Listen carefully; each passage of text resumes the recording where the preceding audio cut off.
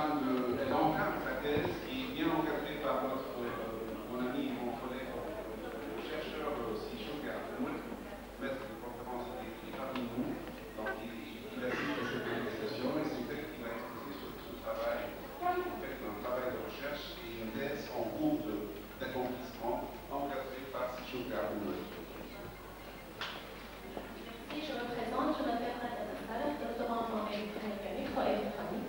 Je vous remercie pour le temps que vous avez consacré pour prendre connaissance des aspects de thèse intitulée Contribution à la conception et au développement d'une nouvelle architecture d'un plan optimisé pour le traitement du patient porteur du syndrome d'Atkinson. Directeur de thèse et le maître de conférence Chouka Abdelmoula. L'encadrement CHU plus politique c'est le professeur Mohamed Abdelmoula. Laboratoire de recherche micro-électrodynamisme, MES, à l'ENIS, sous la direction de M. Mohamed Masmoudi, professeur à l'ENIS. Comme introduction, le syndrome d'apnée dysomnéphase, ou plus précisément le syndrome d'apnée occupée, dysomnée SAHS, touche la population essentiellement dans la tranche d'âge entre 40 et 60 ans. Il est plus fréquent chez les hommes, mais est lié à l'indice de masse corporelle. Qu'est-ce qu'une apnée du sommeil?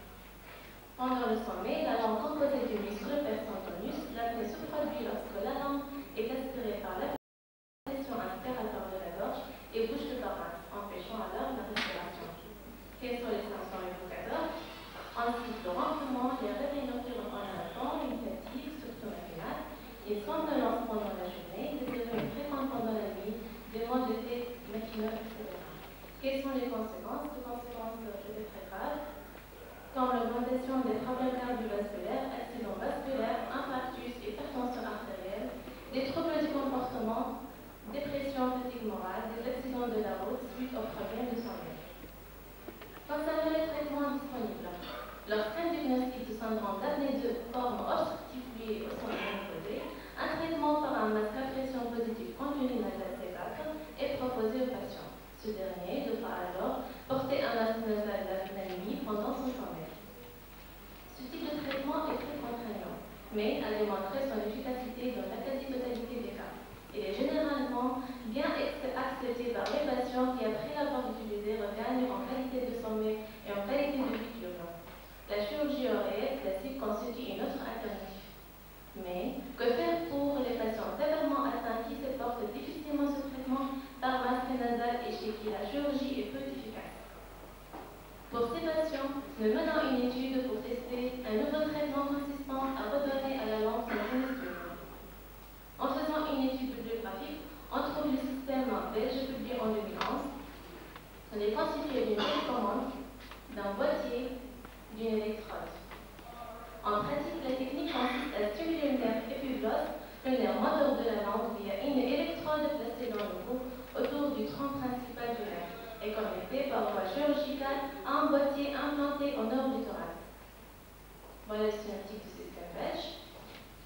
Le patient reçoit une télécommande qui lui permet d'activer le boîtier avant de se coucher et de l'éteindre au lever.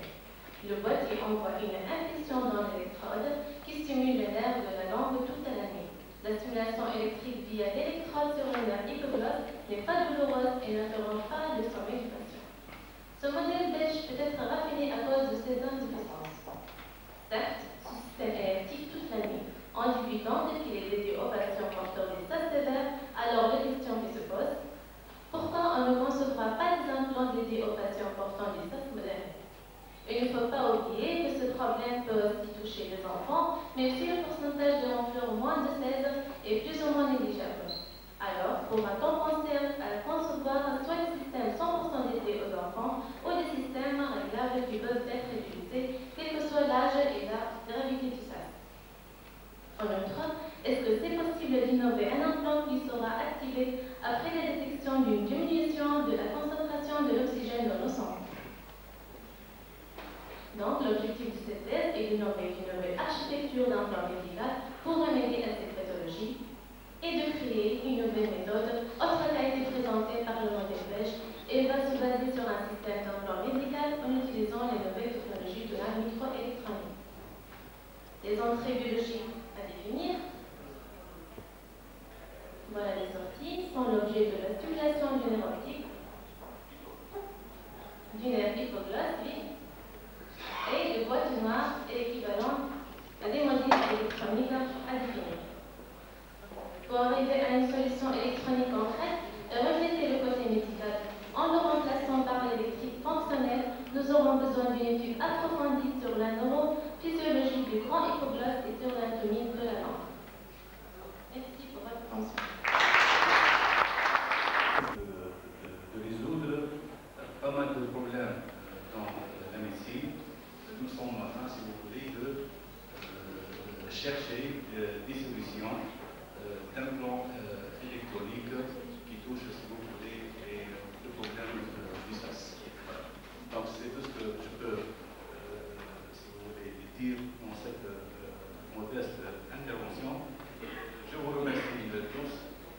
Il y a du monde qui me connaît, il y a d'autres qui ne me connaissent pas. C'est une très bonne occasion. Je profite de cette occasion pour me présenter et pour connaître tout le monde. Merci beaucoup. Merci, c'est chouette.